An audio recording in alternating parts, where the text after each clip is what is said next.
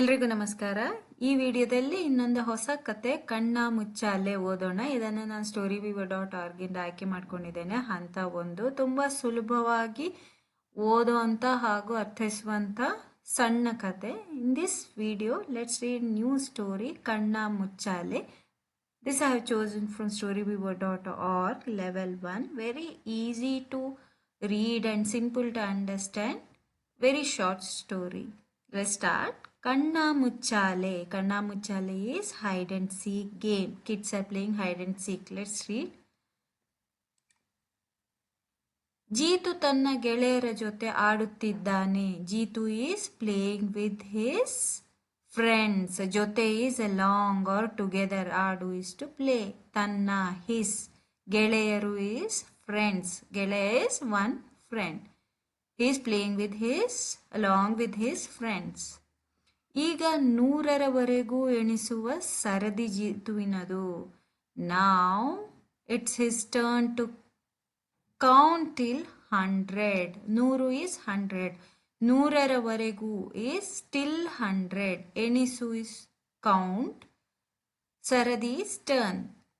It is Jeetu's turn to count till 100. Jeetu ಎಣಿಸಲು ಪ್ರಾರಂಭಿಸಿದ್ದಾನೆ. He started counting. ಪ್ರಾರಂಭಿಸು is to start. Viju ಮರದ ಹಿಂದೆ ಅವಿತುಕೊಳ್ಳುತ್ತಿದ್ದಾನೆ. Viju is hiding behind the tree. ಅವಿತುಕೊಳ್ಳು is to hide. ಮರ is tree. ಹಿಂದೆ is behind. Raju ಕಾರಿನ ಬಳಿ ಅವಿತುಕೊಳ್ಳುತ್ತಾನೆ. Raju is hiding near the car. ಬಳಿ is near. Suman ಬಾಗಿಲಿನ ಹಿಂದೆ ಅವಿತುಕೊಳ್ಳುತ್ತಾಳೆ. Suman is hiding behind the door. ಹಿಂದೆ is behind. ಬಾಗಿಲು is door. ಅಮನ್ ಬುಟ್ಟಿಯ ಕೆಳಗೆ ಅವಿತುಕೊಳ್ಳುತ್ತಾನೆ. Aman is hiding below or under the basket. ಬುಟ್ಟಿ is basket. ಕೆಳಗೆ is under or below. Biju ಡ್ರಮ್ಮಿನ ಒಳಗೆ ಕುಳಿತು ಬಿಡುತ್ತಾನೆ.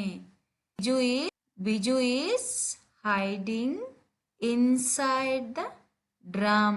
He is sitting inside the drum. ಒಳಗೆ is inside. ಕುಳಿತು ಬಿಡು is to sit.